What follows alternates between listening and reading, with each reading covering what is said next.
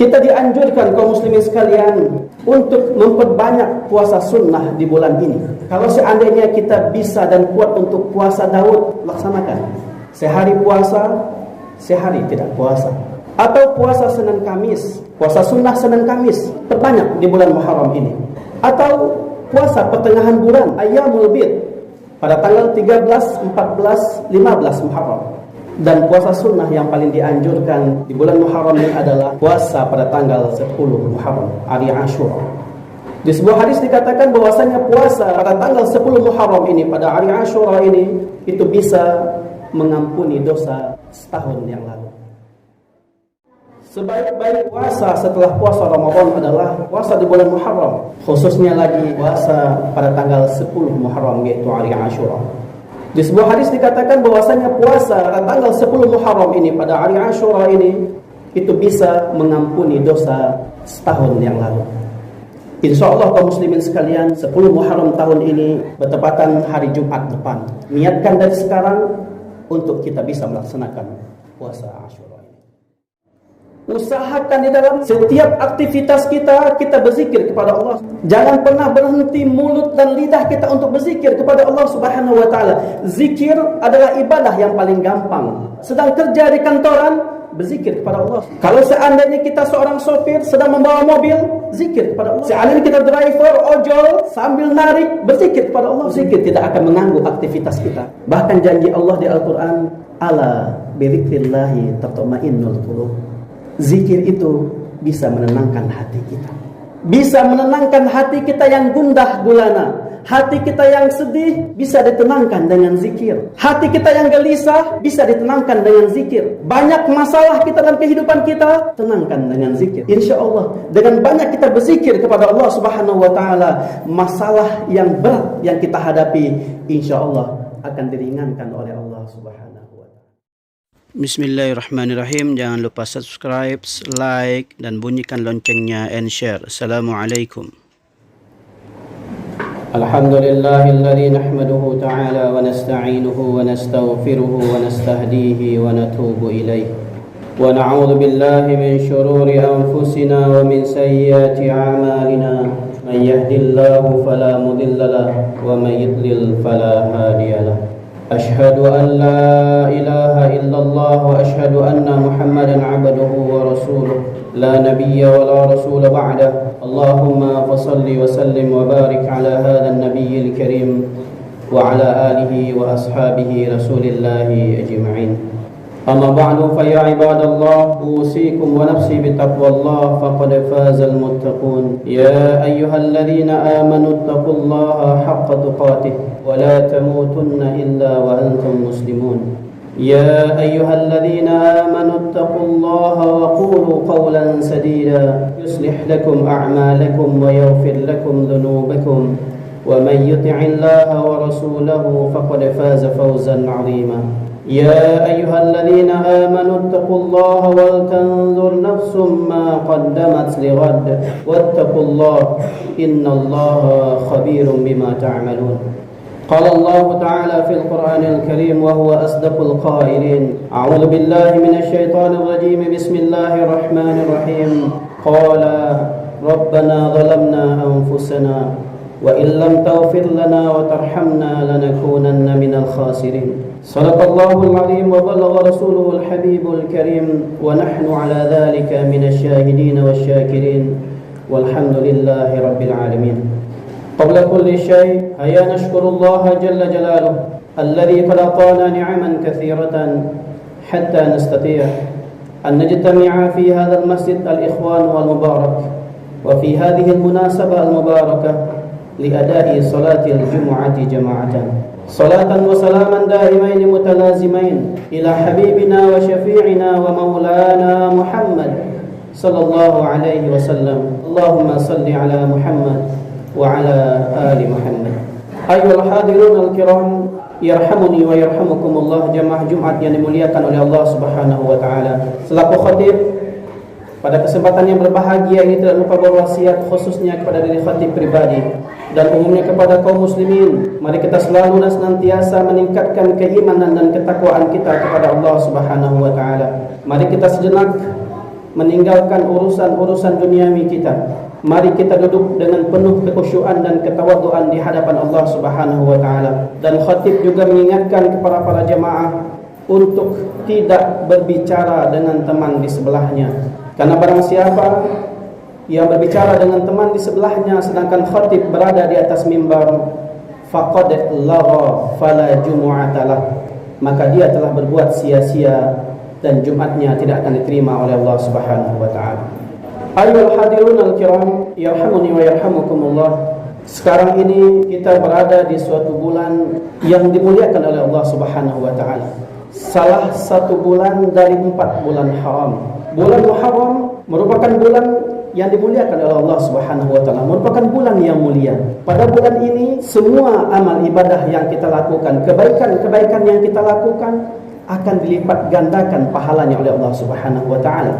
Dan begitu juga sebaliknya, kemaksiatan-kemaksiatan yang kita lakukan, kemungkaran-kemungkaran yang kita lakukan, itu juga akan dilipat gandakan dosanya oleh Allah Subhanahu wa taala. Ada banyak amalan yang dianjurkan untuk kita perbanyak lakukan di bulan Muharram ini. Yang pertama adalah kita disunnahkan untuk memperbanyak puasa sunnah di bulan Muharram. Dalam sebuah hadis Rasulullah SAW bersabda, "Afdalus siyami ba'da Ramadan siyamu Ashura, wa afdalus salah ba'da salatil fardhah salatul lail." Sebaik-baik puasa setelah puasa Ramadan adalah puasa di bulan haram, puasa di bulan Muharram. Khususnya lagi puasa pada tanggal 10 Muharram, yaitu hari Ashura.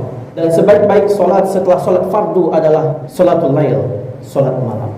Kita dianjurkan kaum muslimin sekalian untuk memperbanyak puasa sunnah di bulan ini. Kalau seandainya kita bisa dan kuat untuk puasa Daud, laksanakan. Sehari puasa, sehari tidak puasa. Atau puasa Senin Kamis, perbanyak di bulan Muharram ini. Atau puasa pertengahan bulan, Ayyamul Bid, pada tanggal 13, 14, 15 Muharram. Dan puasa sunnah yang paling dianjurkan di bulan Muharram ini adalah puasa pada tanggal 10 Muharram, hari Ashura. Di sebuah hadis dikatakan bahwasanya puasa pada tanggal 10 Muharram ini, pada hari Ashura ini, itu bisa mengampuni dosa setahun yang lalu. Dan ternyata kaum muslimin sekalian, puasa hari Ashura, puasa 10 Muharram ini, itu bukan hanya kita saja yang melaksanakan. Bukan hanya umat Nabi Muhammad saja yang melaksanakan. Dalam kitab Lataiful Ma'arif itu disebutkan bahwasanya puasa ini juga dilaksanakan oleh nabi-nabi sebelum Nabi Muhammad. Orang-orang jahiliyah dulu sebelum Nabi Muhammad juga melaksanakan puasa ini. Bahkan ketika Rasulullah SAW sudah hijrah ke Madinah, beliau melihat orang Yahudi pun melaksanakan puasa pada tanggal 10 Muharram. Ketika ditanya oleh Rasulullah, "Kenapa kalian melaksanakan puasa pada tanggal 10 Muharram?" Mereka menjawab, 10 Muharram adalah hari yang mulia. Pada hari itu Musa Allah selamatkan dari Fir'aun. Kemudian kata Rasulullah, "Sungguh kami lebih berhak melaksanakan puasa 10 Muharram daripada kalian," kata Rasulullah. Dan untuk menyelisihi Yahudi ini, kemudian Rasulullah berniat, kalau seandainya tahun depan saya bertemu lagi dengan 10 Muharram, saya akan puasa bukan hanya pada tanggal 10 Muharram saja, tapi juga puasa pada tanggal 9-nya, pada tanggal 9 Muharram Tasu'a, atau pada tanggal 11-nya, qablahu wa ba'dahu, tanggal 9 dan 10, atau tanggal 10 dan 11. Insyaallah kaum muslimin sekalian, 10 Muharram tahun ini bertepatan hari Jumat depan. Niatkan dari sekarang untuk kita bisa melaksanakan puasa Ashura ini. Kemudian amalan yang dianjurkan yang kedua yang harus kita perbanyak di bulan Muharram ini adalah qiraatul Quran, membaca Al-Quran. Al-Quran yang merupakan pedoman hidup kita, sumber hukum Islam yang pertama. Kita dianjurkan, disunnahkan untuk memperbanyak membaca Al-Quran, apalagi di bulan-bulan haram yang pahalanya dilipat gandakan oleh Allah Subhanahu wa taala. Dalam sebuah hadis dikatakan bahwasanya orang yang membaca satu huruf dari Al-Quran akan dibalas oleh Allah dengan 10 kebaikan. Kemudian Rasulullah melanjutkan, "Wala aqulu alif lam mim harfun," dan aku tidak mengatakan alif lam mim itu satu huruf, tapi alifun harfun wa lamun harfun wa mimun harfun. Tetapi alif satu huruf, lam satu huruf, dan mim satu huruf. Jadi ketika kita membaca alif lam mim saja kaum muslimin sekalian, Allah sudah memberikan 30 kebaikan kepada kita. Usahakan setiap hari kaum muslimin sekalian, khususnya di bulan haram ini, di bulan yang mulia ini, untuk bisa kita membaca Al-Quran. Kalau bisa 1 juz 1 hari, alhamdulillah. Enggak bisa 1 juz 1 hari, setengah juz. Enggak bisa setengah juz, 1 lembar. Enggak bisa 1 lembar, 1 halaman. Enggak bisa 1 halaman per hari, 1 ayat per hari. Enggak bisa juga kita bisa baca Al-Quran 1 ayat 1 hari. Tunjuk dada kita, tanya diri kita, dosa apa yang telah kita lakukan, maksiat apa yang telah kita lakukan, sehingga Allah tidak memberikan kesempatan kepada kita untuk membaca ayat-ayat sucinya. Karena bisa jadi kaum muslimin sekalian, bukan kita yang enggan membaca Al-Quran, tapi justru Al-Quran yang enggan dibaca oleh kita. Dan di bulan Muharram ini, di tahun baru ini, momentum bagi kita kaum muslimin sekalian, yang tadinya kita malas-malas membaca Al-Quran, masih ogah-ogahan membaca Al-Quran. Mari kita jadikan momentum tahun baru ini, bulan Muharram ini, untuk memperbanyak membaca Al-Quran. Bacaan Al-Quran ini juga kaum muslimin sekalian nanti juga akan menolong kita di alam kubur kita, akan menjadi penerang dalam kubur kita, akan menjadi cahaya di alam kubur kita. Kemudian amalan yang dianjurkan yang harus kita perbanyak di bulan haram, di bulan Muharram ini adalah zikrullah, zikir kepada Allah Subhanahu wa taala. Usahakan di dalam setiap kesempatan kita, setiap aktivitas kita, kita berzikir kepada Allah Subhanahu wa taala. Jangan pernah berhenti mulut dan lidah kita untuk berzikir kepada Allah Subhanahu wa taala. Zikir adalah ibadah yang paling gampang. Sedang melakukan aktivitas, berzikir kepada Allah Subhanahu wa taala. Sedang kerja di kantoran, berzikir kepada Allah Subhanahu wa taala. Kecuali mungkin di kamar mandi, kita tidak boleh berzikir. Kalau seandainya kita seorang sopir sedang membawa mobil, zikir kepada Allah Subhanahu wa taala. Seandainya kita driver ojol sambil narik, berzikir kepada Allah Subhanahu wa taala. Berzikir tidak akan mengganggu aktivitas kita. Bahkan janji Allah di Al-Qur'an, ala bizikrillahi tatma'innul qulub. Zikir itu bisa menenangkan hati kita. Bisa menenangkan hati kita yang gundah gulana. Hati kita yang sedih bisa ditenangkan dengan zikir. Hati kita yang gelisah bisa ditenangkan dengan zikir. Banyak masalah kita dalam kehidupan kita, tenangkan dengan zikir kaum muslimin sekalian. Masalah di kantor, hadapi dengan zikir. Masalah di rumah tangga, hadapi dengan zikir kaum muslimin sekalian. Insya Allah dengan banyak kita berzikir kepada Allah Subhanahu wa taala, masalah yang berat yang kita hadapi insya Allah akan diringankan oleh Allah Subhanahu wa taala. Kemudian amalan yang juga dianjurkan di bulan Muharram ini juga adalah banyak-banyak bertaubat kepada Allah Subhanahu wa taala. Banyak-banyak istighfar, meminta ampun kepada Allah Subhanahu wa taala. Ketika momentum tahun baru hadir ke hadapan kita kaum muslimin sekalian, berarti dalam hitungan hijriah bertambah umur kita. Bertambah umur kita hidup di atas dunia, berarti jatah hidup kita di atas dunia berkurang. Artinya apa? Semakin dekat kita ke liang kubur kita. Sebelum hal itu terjadi kaum muslimin sekalian, mari kita banyak-banyak bertaubat, beristighfar kepada Allah Subhanahu wa taala. Banyak hidup, banyak yang dirasa. Semakin lama kita hidup di atas dunia ini, semakin banyak kesalahan-kesalahan yang kita lakukan.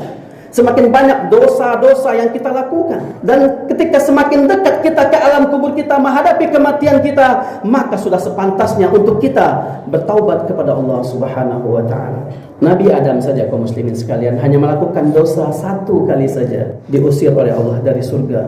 Kemudian Nabi Adam bertaubat kepada Allah, yang tadi ayatnya sudah khatib bacakan, Rabbana zalamna anfusana wa illam taghfir lana wa tarhamna lanakunanna minal khasirin. Ya Allah, kami telah menzalimi diri kami. Wa illam taghfir lana wa tarhamna, dan jikalau engkau tidak mengampuni kami, tidak memaafkan kami, tidak merahmati kami, lanakunanna minal khasirin, sungguh kami akan menjadi orang-orang yang merugi ya Allah. Perbanyaklah doa ini kaum muslimin sekalian di bulan Muharram ini. Dalam salah satu riwayat disebutkan bahwasanya Nabi Adam itu ratusan tahun memohon ampun kepada Allah, menangis kepada Allah, dan Allah menerima taubat Nabi Adam. Riwayat ini mengatakan Allah menerima taubat Nabi Adam pada bulan Muharram ini. Mudah-mudahan ketika kita minta ampun kepada Allah, beristighfar kepada Allah, bertaubat kepada Allah, Allah juga menjadikan momentum Muharram ini untuk menerima taubat-taubat kita. Mudah-mudahan khutbah yang singkat ini bisa bermanfaat khususnya untuk diri khatib pribadi dan umumnya kepada kaum muslimin sekalian. Barakallahu li wa lakum fil Qur'an.